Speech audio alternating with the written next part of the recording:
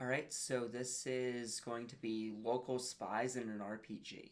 Per Sun Tzu. So Yes. in Sun Tzu's Art of War, he talks about five different types of spies. Mm-hmm.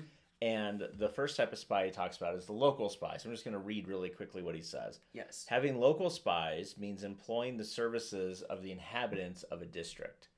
And so a local spy is somebody who may not even know they're a spy for you. They could Mm-hmm. just be the baker or the candlestick maker. No, anyway, they could just be the guy, right?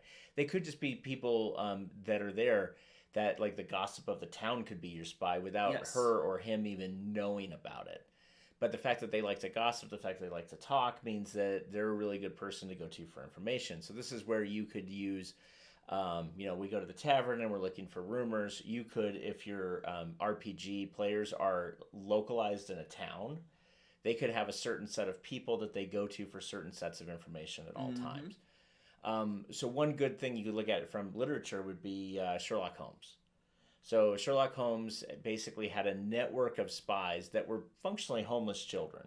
Yes. So he would pay these homeless children weekly or whenever to go get information from him. Those children, because let's just be honest, um, people talk about things in front of these kids because those kids don't matter. Yep. So I used to do IT desktop support way back in the day, like 10 plus years ago. And I can tell you that I sit in and was in high power meetings where you had people that are making 20 or 30 million a piece in a room.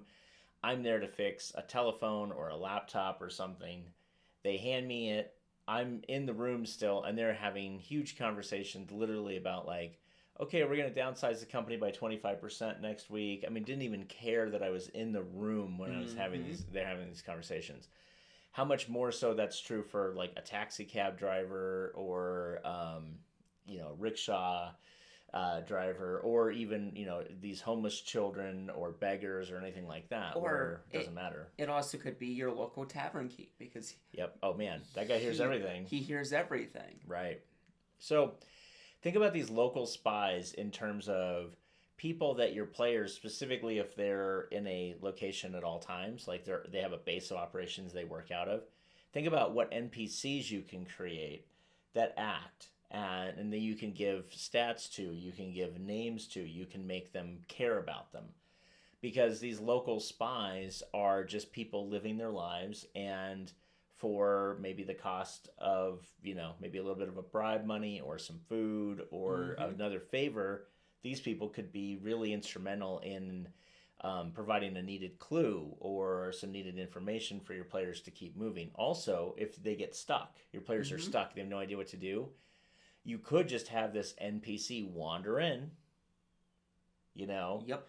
and go, "Oh, you see so and so, if you've already built this up, one of your players will be like, "Oh, we should ask him what he knows about this because he Mm-hmm. knows a lot of stuff, or he can go find information out for us." And so the local spies, what's really nice about it is every town has them. So I mean, it could be when you're doing your gather information check, instead of just making them roll their little, "I want information."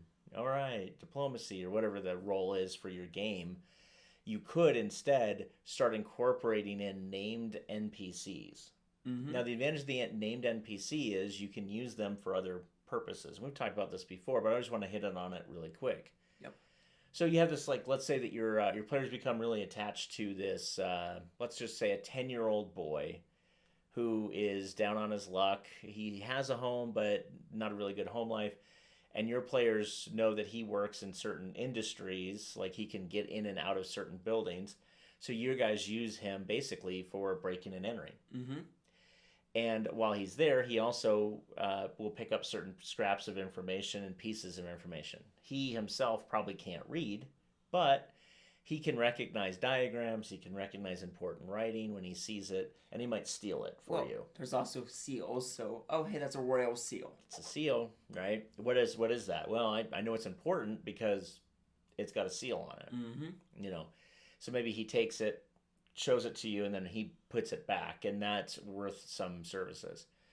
Now, what you can do with this, and this is the part that could be the gut punch, is if you need to, you can burn a spy. Now, burning a spy could be that they betray you or they could get killed. In this case, You could take this 10-year-old boy, and as they're on a case to try to figure out something, they see the body of their NPC friend, you know, or he gets abducted and they got to go rescue him. It could be a really easy hook. It could be a revenge hook if you're a little bit more unscrupulous. Or it could be they kidnapped him because, you know, they caught him going into the building you asked him to go into, and now you got to go in and rescue him before they figure out who you are, or worse, kill him.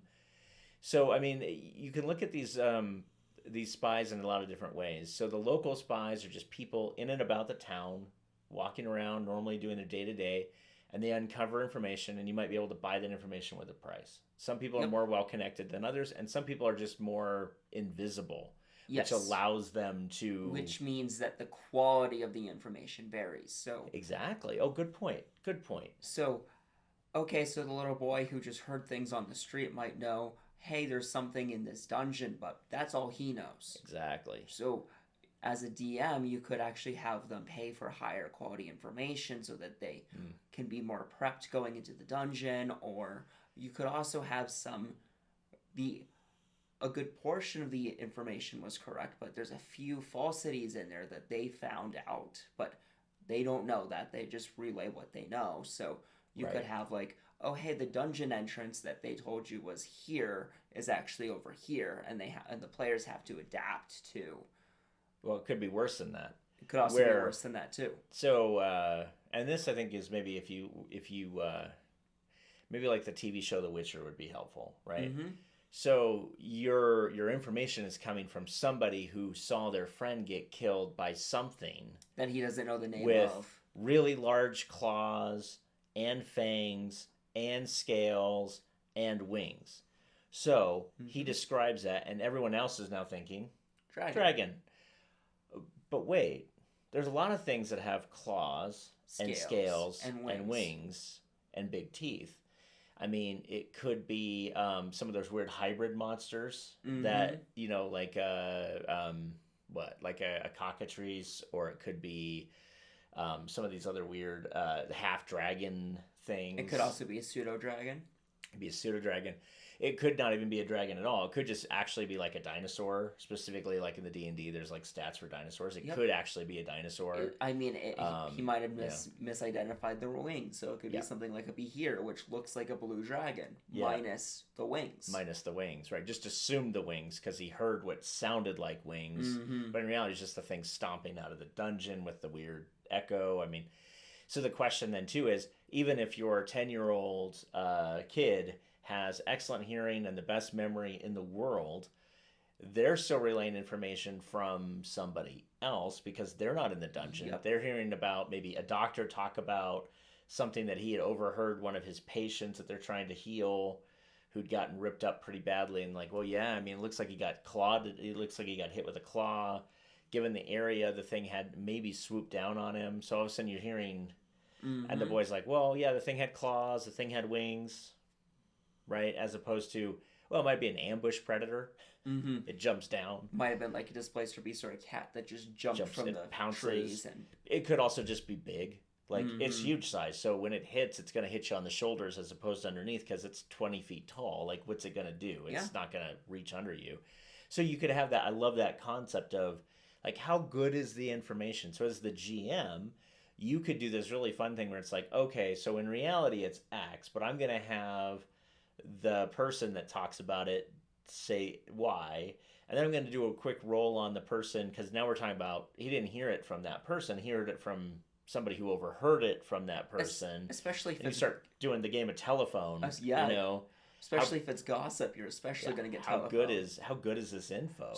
So your players are expecting something like a challenge rating 1 or something creature, and it's like a challenge rating 3. That's huge. Or it could go the other way. Medium. Could go the other way. It could be like your guys are expecting like a challenge rating 10, and they walk in and it's like a challenge rating 4 because this isn't that thing. Yeah.